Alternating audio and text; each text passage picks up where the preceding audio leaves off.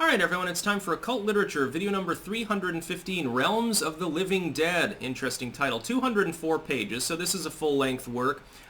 Very interesting. It's by Frank Homer Curtis. A link in the description, by the way, to my edition of this work on Amazon. Got to make sure that I mentioned that. And he was actually the husband of the founder of the Order of Christian Mystics, which is a group adjacent to Blavatsky and the Theosophists. And if you look at this book, it treats mainly on mortality and the afterlife and spirits, although it goes beyond that into certain social discourses. Like, for instance, and this is an interesting part.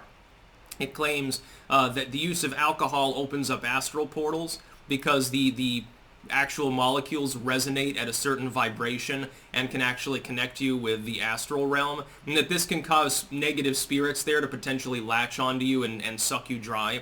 It's sort of the early 20th century, late 19th century explanation for why people that go to the gin house would wither away and be like all sick and shit.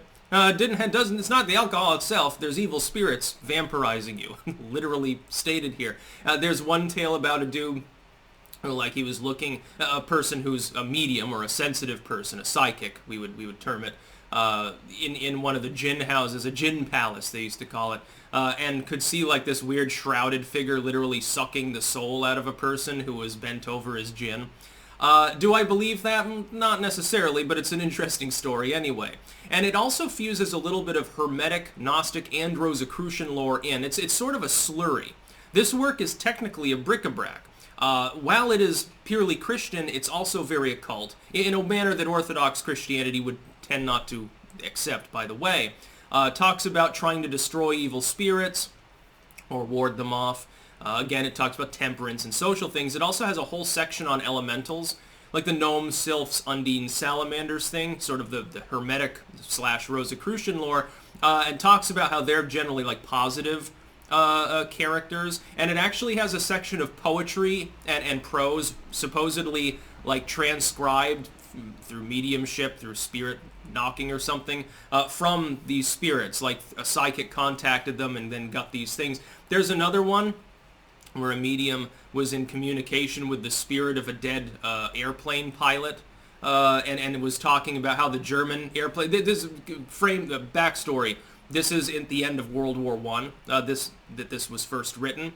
There's one section, and it's purely anti-German propaganda, and it may have been thrown in there for... It may have been on a paying basis that this particular part was included.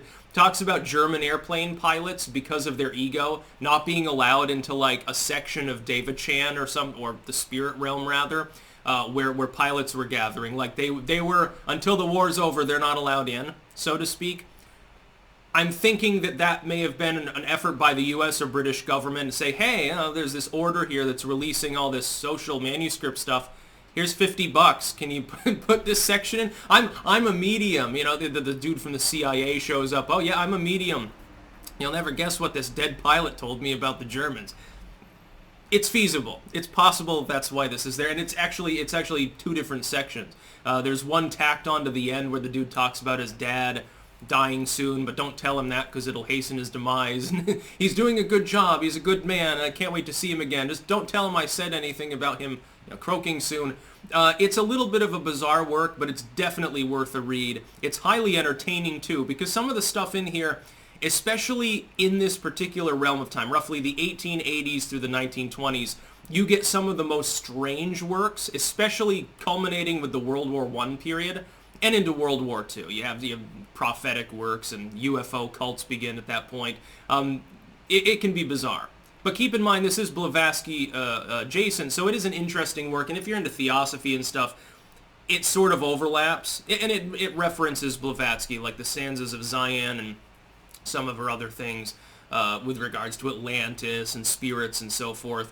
Interesting work overall. Again, it's an intermediate length work, 204 pages. Link in the description of my edition of this work on Amazon. Second and third links are to my books blogs. I already did the blog post for it, as well as for the work that I'll announce tomorrow, which is also extremely exciting due to the content. Highly recommended for anyone that's into that sort of thing. That's about all. Peace out.